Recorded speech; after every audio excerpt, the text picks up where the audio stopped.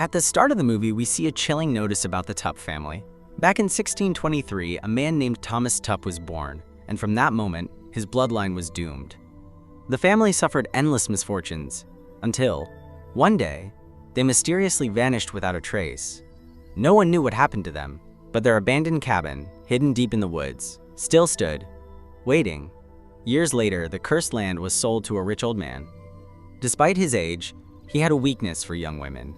He brought his girlfriend to the woods for a steamy getaway, completely unaware of what lurked in the darkness. That night, as they enjoyed their time in the tent, a masked figure appeared.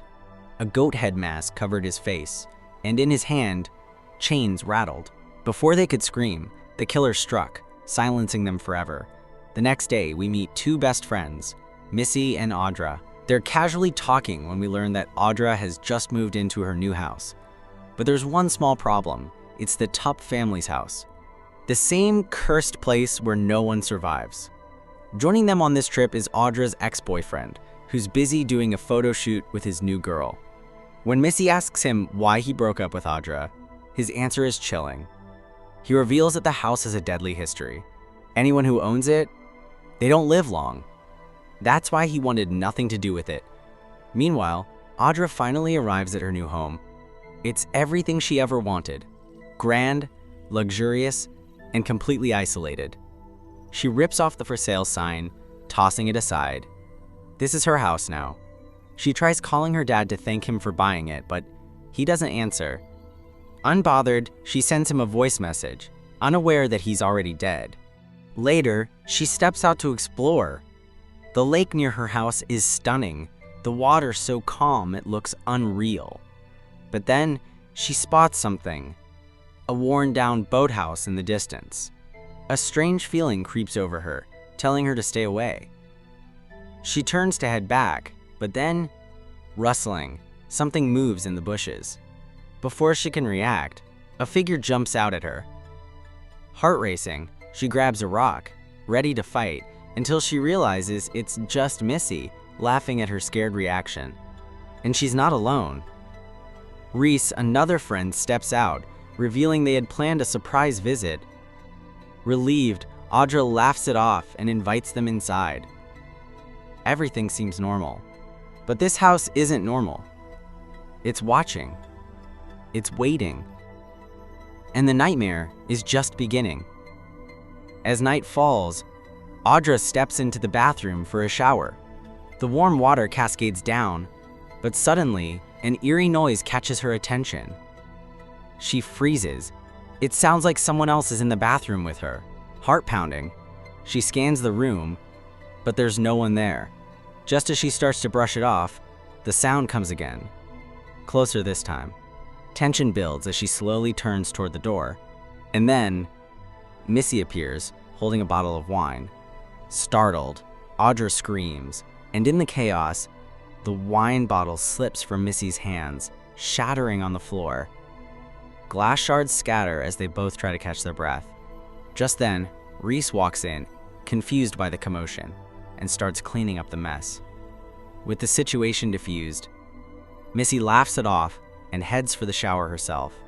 Later that night, the three girls decide to unwind by watching a horror movie. As the TV flickers, shadows dance across the room. Unbeknownst to them, outside the house, someone or something is watching. Feeling exhausted, Missy yawns and tells the others she doesn't like horror movies and heads upstairs to sleep. Reese and Audra nod, their eyes still glued to the screen. But as Missy heads to her bedroom, she glances out the window and sees the dense forest. The trees seem almost alive. The eerie silence unsettles her, so she pulls the curtain shut and quickly gets into bed, switching off the lights. Downstairs, as the horror movie plays, Reese dozes off on the couch. Hours later, a noise stirs her awake. She squints toward the window and freezes. The for sale sign she had thrown away earlier? It's back. Standing upright, as if someone placed it there again. Her pulse races. Who could be messing with them? Determined, she storms outside, rips the sign out of the ground, and tosses it into the woods and goes back inside to sleep. Meanwhile, upstairs, Missy stirs in her sleep, an odd sensation waking her. In her nightmare, she finds herself in a graveyard. The air is cold, and the place feels unsettling. As she looks around, a figure wearing a goat mask slowly steps out from behind a tombstone and starts walking toward her. Elsewhere in the house, everything is quiet. Reese wakes up suddenly, feeling something wet on her foot. Her heart pounds as she looks around, convinced something is in the room. Without hesitation, she rushes to Audra and tells her what just happened. Audra brushes it off, suggesting it was just a stray animal. But Reese shakes her head. Her dog is with her grandfather. It couldn't have been him. Gripping kitchen knives for protection, they begin searching the house. Every creak in the floorboards heightens their anxiety. Then, in the dimly lit kitchen, they spot something, paw prints on the floor.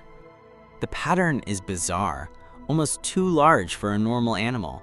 They inch toward the back door, hands trembling.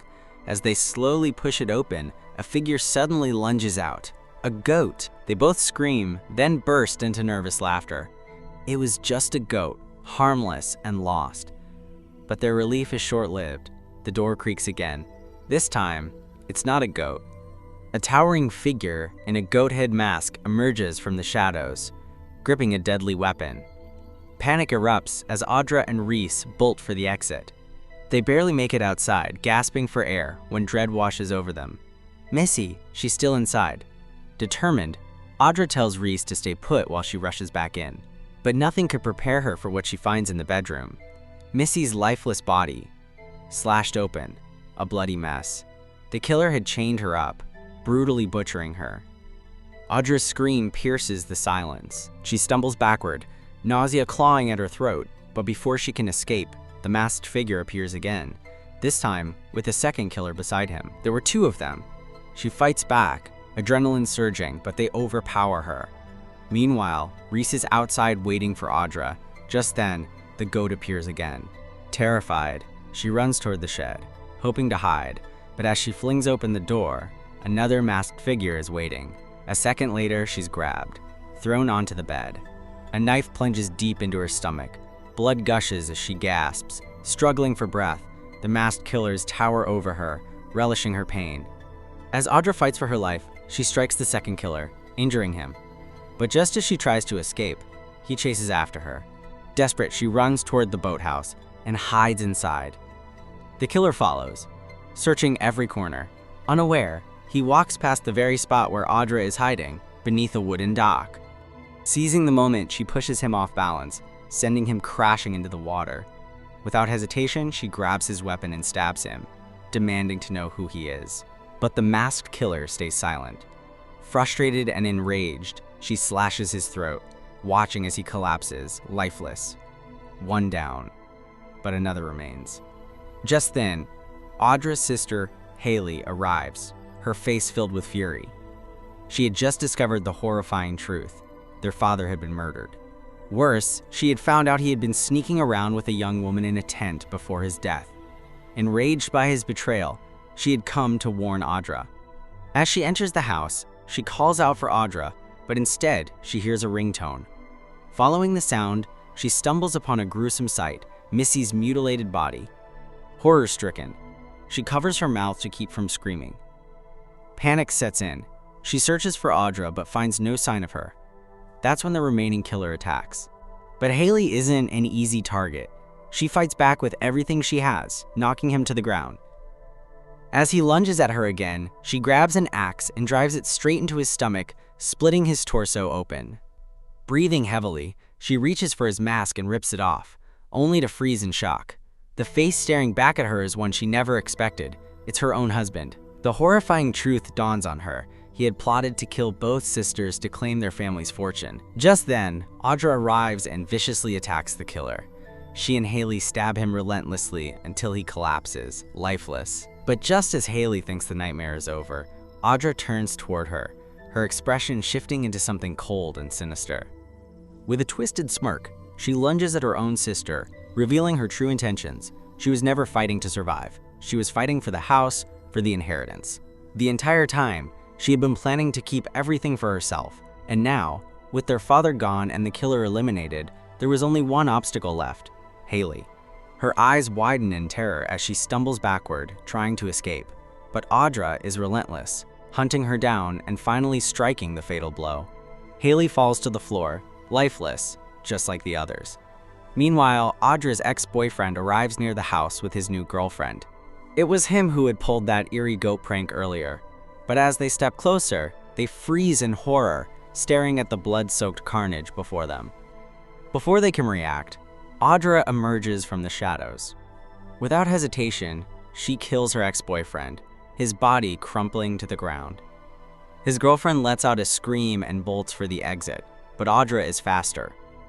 She grabs the terrified woman, drags her back, and mercilessly strangles her until she stops breathing.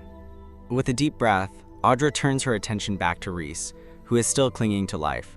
Without an ounce of remorse, she kneels beside her and ends her suffering for good. Moments later, Audra steps outside, calm and composed. She picks up a sign and plants it in the yard, for sale. That's when it all clicks. This house isn't just cursed, it's a trap. Anyone who buys it, thinking they've found their dream home, unknowingly seals their fate. Audra had just become another victim of its twisted influence, turning against her own family, driven by greed and madness. So that was the chilling story of this film. A father bought a home for his daughter, but the house had a sinister secret. It lured in the greedy and destroyed them one by one. And in the end, even Audra, the last survivor, was no exception.